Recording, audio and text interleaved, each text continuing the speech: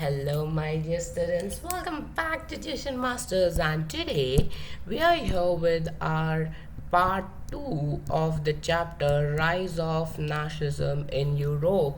तो as you know हम लोग एक इनोवेटिव तरीके से कर रहे हैं. Instead of doing PPTs and all, we are going to through the textbook itself because board exam के लिए textbook means the key to the success. तो इसलिए हम टेक्स्ट बुक के थ्रू पढ़ते हैं, साथ साथ में डिस्कशंस करते हैं. So today we are here with discussing the topic of the age of revolutions between 1830 to 1848, approximately 18 सालों तक. So before starting, make sure to hit the like button, share with your other friends and subscribe करो channel को right away so that you guys get regular notifications. Bell icon को hit करना to get regular notifications of all our video. So before wasting further time, let's get beginning. अब देखो, हमने पिछले session तक पढ़ा था कि देयर वर पीपल लाइक गिजीप मजीनी जिन्होंने रेवोल्यूशंस किए थे. देन फ्रेंच रेवोल्यूशन का क्या इम्पैक्ट पड़ा था, हमने ट्रीटी ऑफ वियना पढ़ा था, आई गेस पढ़ा था कि आने वाला है. Anyways will see. ओके, सो हम एज ऑफ रेवोल्यूशंस के बारे में बात करने वाले हैं. Majorly I will give you just में इस पूरे फर्स्ट थोड़े बहुत पैराग्राफ में लोग 3 रेवोल्यूशंस के बारे में बात करने वाले हैं. Okay, so look over here now. हमको पता है अब हमारे पास एक न्यू कंजर्वेटिज्म आ चुका था. ठीक है, तो वो न्यू कंजर्वेटिव लोग बहुत ही लड़ाई झगड़े करने लगे. सो लिबरल्स और नेशनलिस्ट को लगा कि अब हमको थोड़ा अंडरग्राउंड जाना पड़ेगा. सो यूरोप जैसे कि इटालियन जर्मन स्टेट्स में ओटोमन एम्पायर, आयरलैंड, पोलैंड, इन सबके रेवोल्यूशनरीज थे. अब ये रेवोल्यूशन जो थे वो लिबरल नेशनलिस्ट लड़ रहे थे, जिसमें कौन कौन थे? Middle class elite, professors, teachers, clerks, ये सारे लोग थे हमारे लड़ाई के लिए. अब सबसे पहला फर्स्ट रेवोल्यूशन जो हमारा बड़ा ही जाना माना है in the France, the July revolution. तो सबसे पहला है हमारा जुलाई रेवोल्यूशन. सो जुलाई रेवोल्यूशन कहाँ पे हुआ था? फ्रांस में. हमारा पुराना वाला नहीं. No no no no, come back. अब एज यू गाइस रिमेंबर कि इन्होंने ड्यूक मेटरनिच ने ट्रीटी ऑफ वियना को साइन किया था, जहाँ पे Bourbon dynasty was bought back to power. तो कंजर्वेटिव्स लोगों ने बोला कि ये ट्रीटी के हिसाब से हम बर्बन डायनेस्टी को वापस लेंगे. अब क्या हुआ? वापस लिबरल रेवोल्यूशनरीज लड़े, बोला नहीं चाहिए हमको. सो फ्रांस में लुइस 16 हमारा पुराना राजा था, अब वो तो मर गया कब का. So now we had the king Louis Philippe. So Louis Philippe हमारे आपके किंग थे. और एक बहुत ही फेमस कोट है ड्यूक मेटरनिच ने दिया, when France sneezes the rest of the Europe catches cold. मतलब जो फ्रांस में था, मतलब हर जगह भी होना ही है वो. ठीक है, तो था हमारा पहला जुलाई रेवोल्यूशन. ठीक है, उसके बाद followed by the July revolution inspiration लेके we had the Belgium revolution. ठीक है, बेल्जियम में we had the breaking away from the United Kingdom of Netherlands. So Netherland से दूर जाने के लिए बेल्जियम ने लड़ाई की थी. अब तीसरा आता है एक इंपॉर्टेंट वाला, that is the Greek war of independence. ठीक है, ग्रेट वॉर नहीं, ग्रीक वॉर. सो अब बात करते हैं हम हमारे ग्रीक वॉर ऑफ इंडिपेंडेंस के बारे में. सो यहाँ पे क्या हुआ था? ग्रीस जो था that was a part of the Ottoman Empire 15th century से था. The growth of revolution and nationalism with the Europe sparked off a struggle for independence among the Greeks. इन 1821 से उन्होंने कहा कि नहीं, हम नहीं रहेंगे, हमको भी चाहिए. अब जिन्होंने लड़ाई करनी चाहिए उनको एग्जाइल में भेज दिया गया था कि जाओ इधर हमारे साथ नहीं रहना. और वेस्ट यूरोपियंस और जिनको सिंपथीज थी फॉर एशियन ग्रीक कल्चर. अब क्या माना जाता था कि जो ग्रीक है ना, that is the cradle of European civilization. जो यूरोप का सिविलाइजेशन हुआ है ना, जैसे हमारा कौन सा था, इंडस वाले सिविलाइजेशन था, वैसे यूरोपियन सिविलाइजेशन का जो मेन पार्ट था ना, जो बहुत पुराना है, वो ग्रीक था. ग्रीस वर्ड्स याद है ना, लैटिन वर्ड ग्रीक वर्ड है ना, तो वो बहुत पुराना सिविलाइजेशन है, तो उसको क्रैडल ऑफ यूरोपियन सिविलाइजेशन बोला गया था. एंड क्या हुआ था? लोगों ने ओपिनियंस दिए, लोगों ने लड़ाई किया for against the Muslim empire. Ottoman empire Turkey का थोड़ा बहुत पार्ट था, तो वो मुस्लिम एम्पायर था. अब आते हैं हमारे एक hero, that is Lord Byron.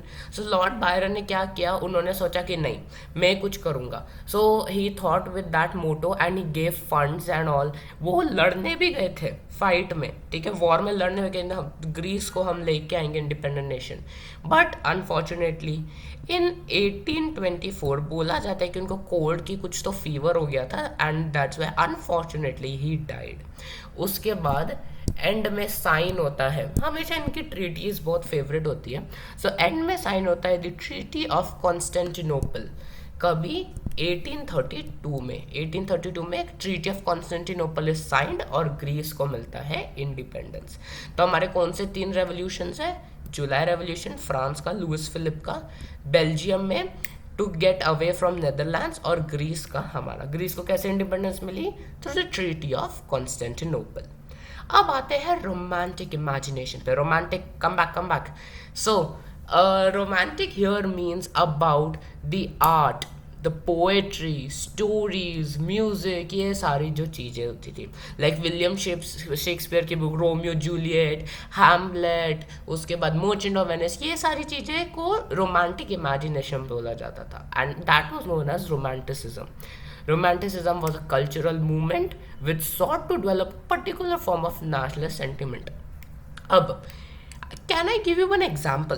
अब देखो, we live in India, India के जो लोग हैं वो कैसे पेट्रियोटिक फील करते हैं, नेशनल एंथम जनगण मन, उसके बाद हमारा नेशनल सॉन्ग वंदे मातरम, है ना, ये सब देख के क्या होता है, we get the what we feel the nationalist sentiments, उस चीज़ों को बोला गया है रोमांटिसिज्म।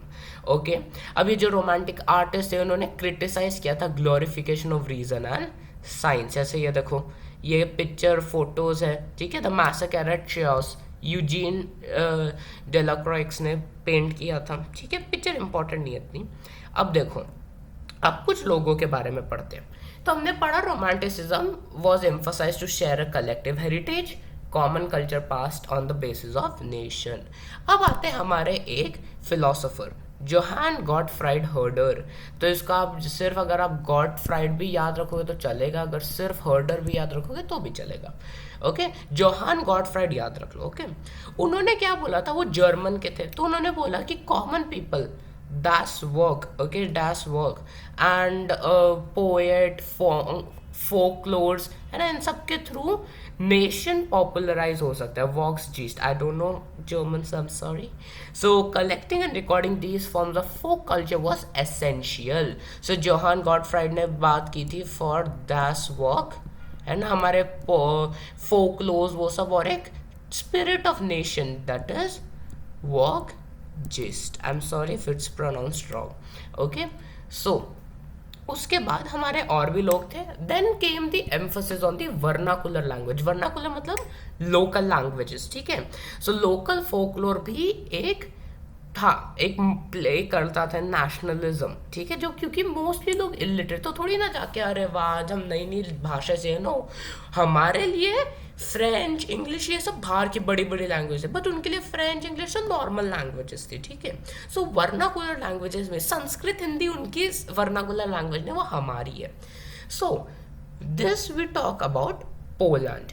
पोलैंड में क्या हुआ था, great powers, RAP, Russia Austria Prussia, RAP, so RAP के अंडर था पोलैंड, ठीक है, रैप के अंदर था पोलैंड।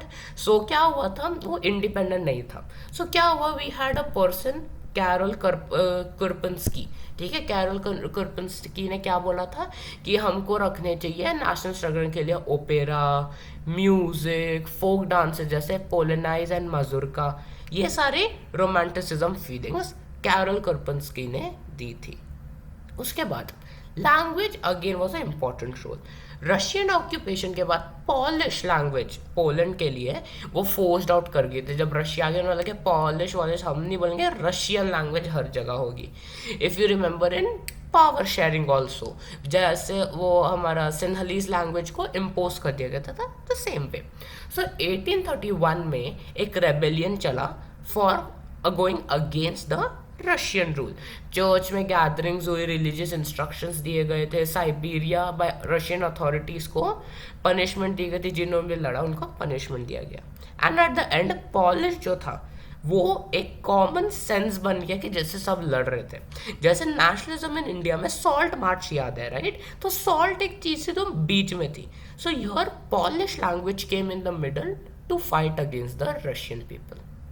अब देखो, नेक्स्ट आता है हंगर, हार्डशिप, पॉपुलर रिवॉर्ड। अभी सब अच्छा यूनिकॉर्न्स एंड रेनबोस तो थे नहीं। So what happened in 1830s there was the great economic depression, हमने पिछले साल भी पढ़ा है।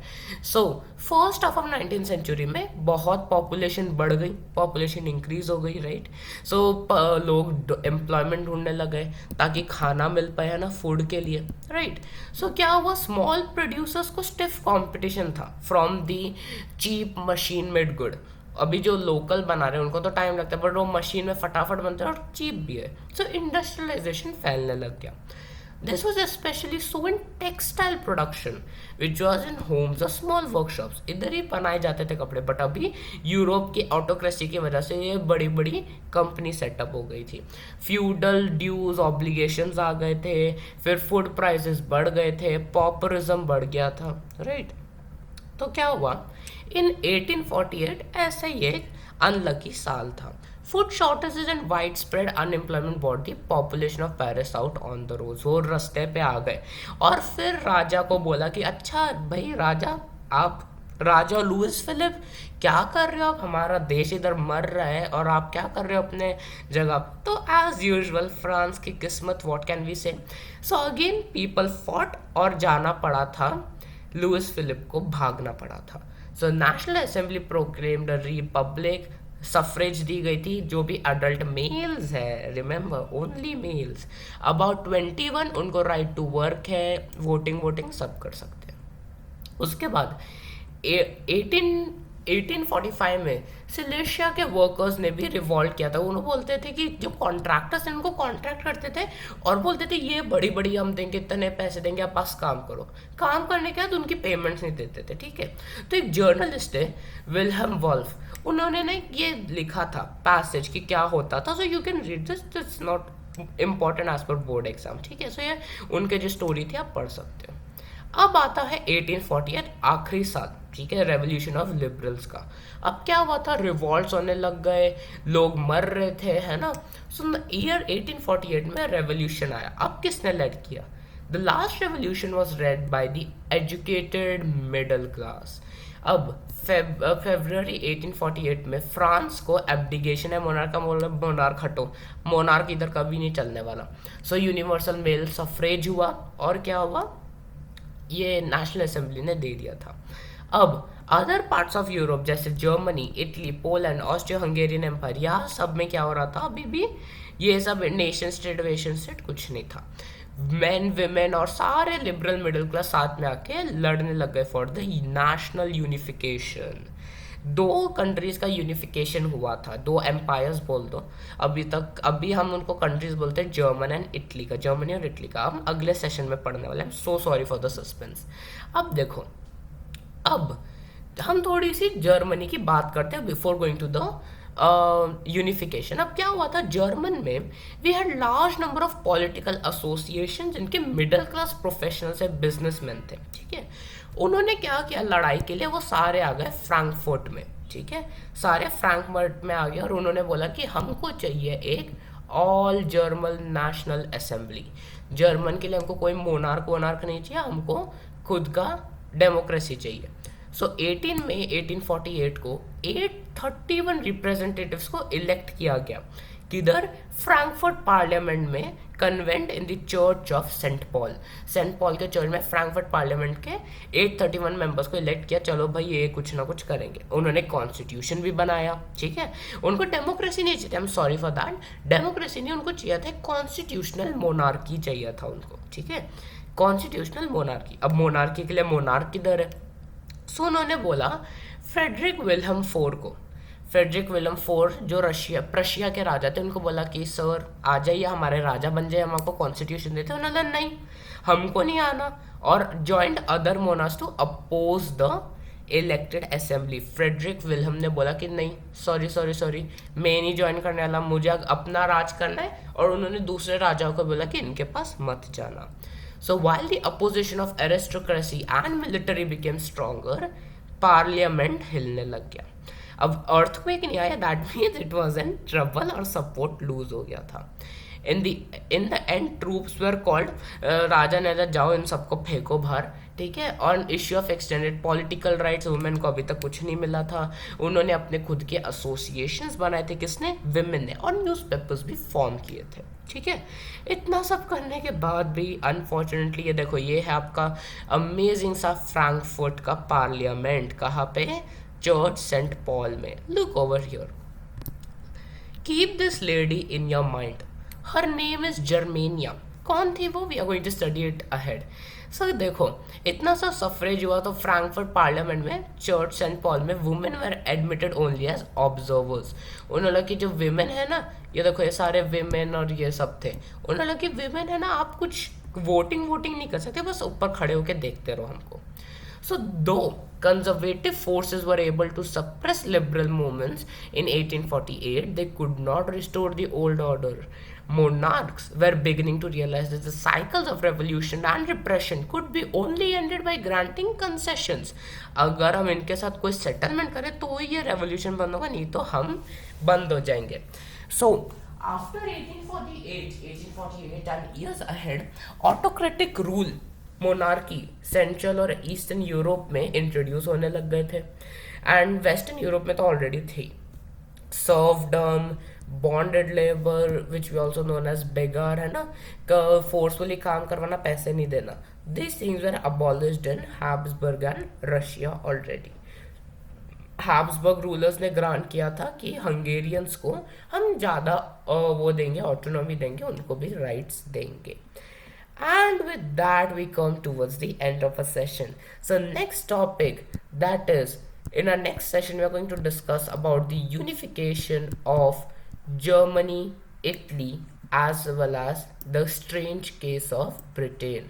So thank you so much for watching, students. Make sure to hit the like button, share with your friends, subscribe करो channel को, bell icon को जरूर दबाना, so that you get regular notification of a next session, that is making of Germany and Italy.